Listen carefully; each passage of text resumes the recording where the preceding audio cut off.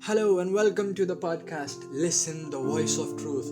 In this, I will tell you the experiences of my life with God and the things that I live by every day. Enjoy the session. When David was just a boy, he was exactly where he was supposed to be, listening and obeying and under the submission of his father. His father told him, go tend for the sheep. He was tending for the sheep. Now, it's the time when his father is calling him and saying, go and get your brothers some food because they have gone up to the battlefield and they have nothing to eat. Just go and supply them some food. David obeyed. David took the food to his brothers. So David obeyed his father and went up to the battlefield. Exactly being there where he was supposed to be, obeying his father, he went up ahead to the battlefield carrying some food for his brothers. Now when he reaches the battlefield, it's like he sees that there must be a battle going on. I must find my brothers to get them the food that I have brought for them. But he reaches there and sees that there is no fight going on, that all the people of Israel are at this side of the battlefield and there's no war going on. He inquired and known that there is a Philistine that is challenging the ranks of Israel, and the people of Israel, the armies of Israel, are afraid of it. It is written like this in the 17th chapter, the 10th verse. It says like this, and the Philistine said, I defy the armies of Israel this day. Give me a man that we may fight together. When Saul and all Israel heard these words of the Philistine, they were dismayed and greatly afraid. David reached to the battlefield and knew that these things were going on.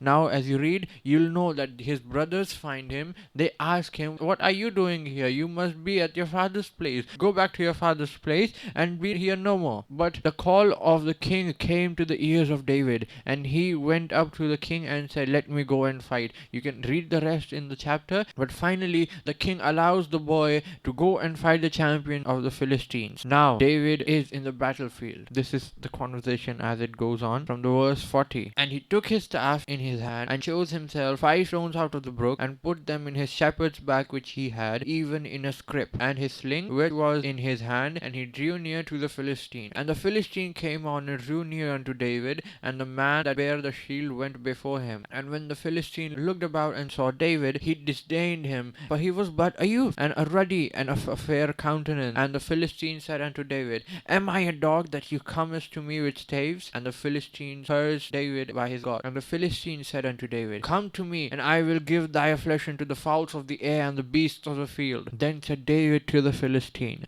Thou comest to me with the sword and with a spear and with a shield, but I come to thee in the name of the Lord of hosts, the God of the armies of Israel, whom thou hast defied. This day will the Lord deliver thee into mine hand, and I will smite thee and take thine head from thee, and I will give the carcasses of the hosts of Philistines this day unto the fowls of the air and the wild beasts of the earth, that all the earth may know that there is a God in Israel, and all the assembly shall know that the Lord saveth not with sword and spear, for the battle is the Lord's, and he will give you into our hand. And it came to pass, when the Philistine arose and came and drew near to meet David, and David hasted and ran towards the army to meet the Philistine. Then David put his hand into his bag and took thence a stone, and slang it, and smote the Philistine in his forehead, that the stone sunk in his forehead, and he fell upon his face through the earth. So David prevailed over the Philistine with a sling and with a stone, and smote the Philistine and slew him, but there was no sword in the hand of David. Therefore David ran and stood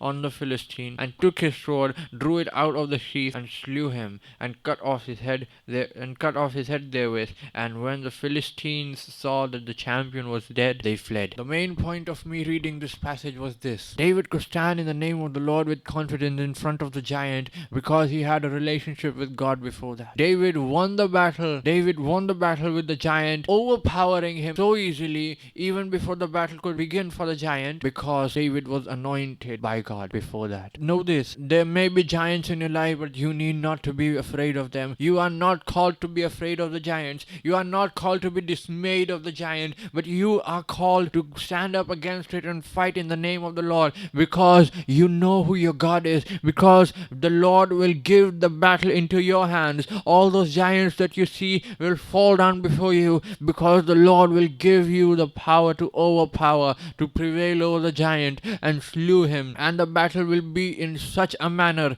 that it will be over before it even began for the giant. It is written that David had no sword in his hand. It doesn't matter if you have any talent or not. If you have a relationship with the Lord and stand in his name against the giant of your life, know this, that the battle is yours to win, not the giant for you to be afraid of. Your talents mean nothing, but the name of the Lord will give you victory over the battle, over the one you are against. And when you fight the battle in the name of the Lord, know this, that you will overpower the giant. You will overpower the enemy. You will prevail over the battle because the Lord has given the battle into your hands. And the battle will be over before it even starts for the giant. David had no sword in his hand. He ran towards the giant, stood upon him, took his sword out of his sheath and slew him. The giant did not even have the chance to take out his sword. But David, standing in the name of the Lord, having a relationship with him, being anointed of God, knew that the battle was his even before the battle started for the giant. There's always a relationship with God before standing in front of the giant with confidence in the name of the Lord. And there's always an anointing of God before you win the battle, overpowering the enemy. The battle is one-sided.